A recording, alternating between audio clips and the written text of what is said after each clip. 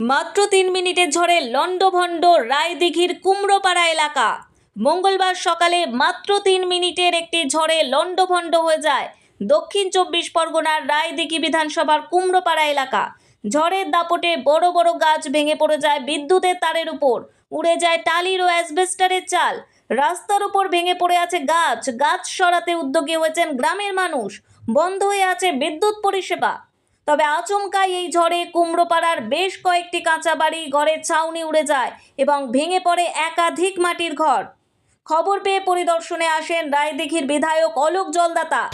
না, অবশ্যই এটা সত্যি আকস্মিক একটা ঘটনা, কারণ আমরা কেউ এক্সপেক্ট করিনি। আমরা এটা ছিল যে বৃষ্টি হবে, বজ্রপাত হবে, কিন্তু এরকমভাবে সাডেন একটা ঘূর্ণিঝড়ের মতো একটা বড় কয়েক মুহূর্তের মধ্যে সকাল 9টার সময়, যেটা আমাদের কুমড়োপাড়া অঞ্চলে বেশ কতগুলো বাড়ি ক্ষতি করে দিয়ে গেছে। এই মুহূর্তে আমরা দাঁড়িয়ে আছি উত্তর কুমড়োপাড়ায়।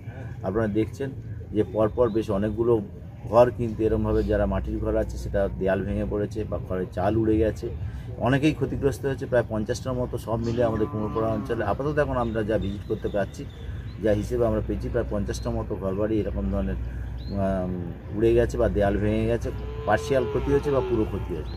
আমরা প্রশাসনের তরফ থেকে আপনারা জানেন যে আমাদের মাননীয় মুখ্যমন্ত্রী মমতা বন্দ্যোপাধ্যায় এবং আমাদের সাংসদ অভিষেক বন্দ্যোপাধ্যায় তিনি সবসময় এইসব মানুষের পাশে থাকে। তার নির্দেশে আমরা সঙ্গে সঙ্গে কিন্তু এলাকায় চলে এসেছি এবং আমাদের রিপোর্টিং করতেও হচ্ছে। আমরা বিডিও অফিসে, ডিএম অফিসে রিপোর্ট করে এনাদের কী ধরনের যা এমার্জেন্সি তারপরিন থেকে আরম্ভ করে রিলিফ থেকে আরম্ভ করে সব রকমই ব্যবস্থা করা হবে এবং যাতে ঘরগুলো যাতে ভবিষ্যতে যারা এই মাটির ঘর আছে বা হাতে তাড়াতাড়ি দ্রুততার সঙ্গে যাতে তারা ঘর তৈরি করতে পারে সে ব্যবস্থাও করা। ঝড়ের সতর্কবার্তা ছিল না। আপনি দেখতে পাচ্ছেন যে আমাদের কিন্তু ঝড়টা একটা সব অঞ্চলেই কিন্তু হয়নি, কুমড়োপাড়া সব জায়গায়ও হয়নি, এবং একটা ঘূর্ণিঝড় তো জাস্ট টর্নেডোর মতো আশেপাশে সব অনেক বাড়ি ভালো আছে, কিন্তু তার মাঝখানে এরকম বড় গাছ ভেঙে গেছে, ঘর উড়ে গেছে।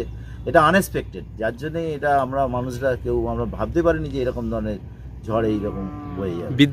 এই ঘটনায় হতাশ হয়ে পড়েছে ক্ষতিগ্রস্ত পরিবার। ব্যুরো রিপোর্ট, নিউজ দিগন্ত বার্তা।